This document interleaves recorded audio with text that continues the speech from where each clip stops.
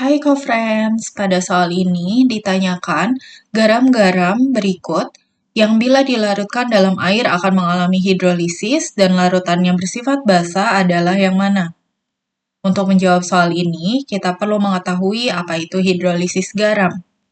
Hidrolisis garam terjadi ketika kation atau anion dari basa atau asam lemah bertemu dengan air. Kemudian untuk jenis-jenis sifat garam, terdapat garam netral yang memiliki pH sama dengan 7 jika komponen asam dan basa pembentuk garamnya adalah asam kuat dan basa kuat, ini akan tidak terhidrolisis. Kemudian jika asam lemah dan basa lemah dengan nilai Ka sama dengan Kb akan terhidrolisis total. Kemudian untuk garam asam memiliki pH kurang dari 7, komponennya jika asam kuat dan basa lemah akan terhidrolisis parsial, dan jika komponennya asam lemah dan basa lemah dengan nilai Ka lebih besar daripada Kb, maka terhidrolisis total.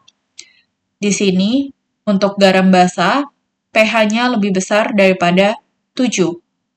Komponen asam dan basa pembentuk garamnya bisa dari asam lemah dan basa kuat, ini akan terhidrolisis parsial, bisa juga dari asam lemah dan basa lemah dengan nilai Kb lebih besar dari Ka, ini akan terhidrolisis total.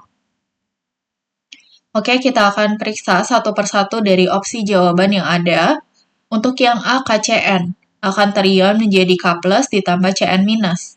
K+ berasal dari basa kuat KOH sehingga tidak terhidrolisis. Cn- berasal dari asam lemah HCN sehingga akan terhidrolisis dengan reaksi Cn- ditambah H2O berkesetimbangan dengan HCN ditambah OH-. KCN di sini terhidrolisis parsial.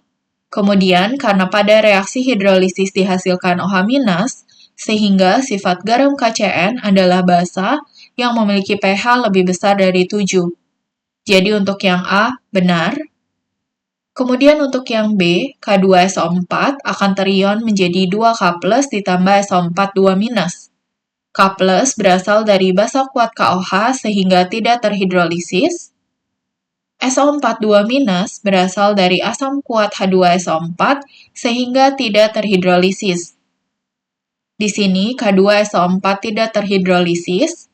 Kemudian karena anion dan kation tidak terhidrolisis, maka K2SO4 tidak mengubah perbandingan konsentrasi ion H+ dan OH- dalam larutan.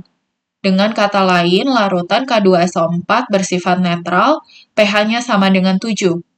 Jadi untuk yang B, salah. Untuk yang C, NH4Cn, terion menjadi NH4+ ditambah Cn-.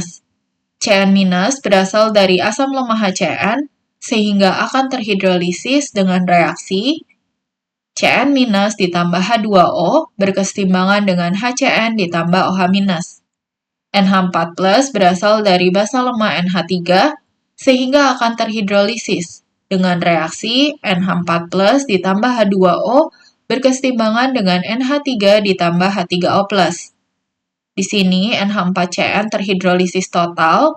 Untuk garam yang terhidrolisis total, sifat garamnya ditentukan oleh nilai Ka dan Kb-nya. Jika Ka-nya lebih besar daripada Kb, sifatnya asam. Jika Kb lebih besar dari Ka, sifatnya basa. Dan jika Kb sama dengan Ka, sifatnya netral. Kb dari NH3 adalah 1,76 dikali 10⁻⁻⁵, dan Ka dari HCN adalah 4,9 dikali 10⁻⁻⁻.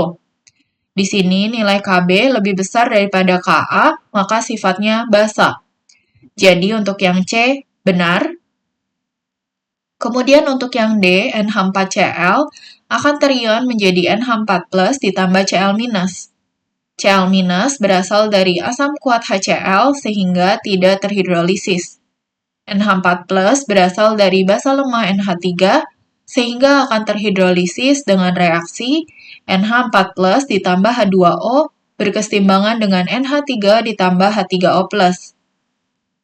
Di sini NH4Cl terhidrolisis parsial, sifatnya asam karena pada reaksi hidrolisis dihasilkan H3O+.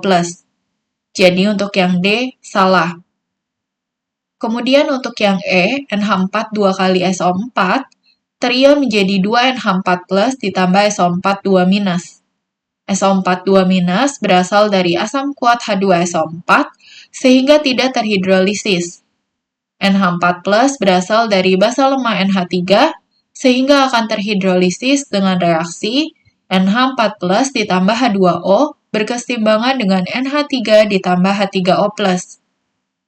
Di sini NH4 2 kali SO4 terhidrolisis parsial, sifatnya asam karena pada reaksi hidrolisis dihasilkan H3O+.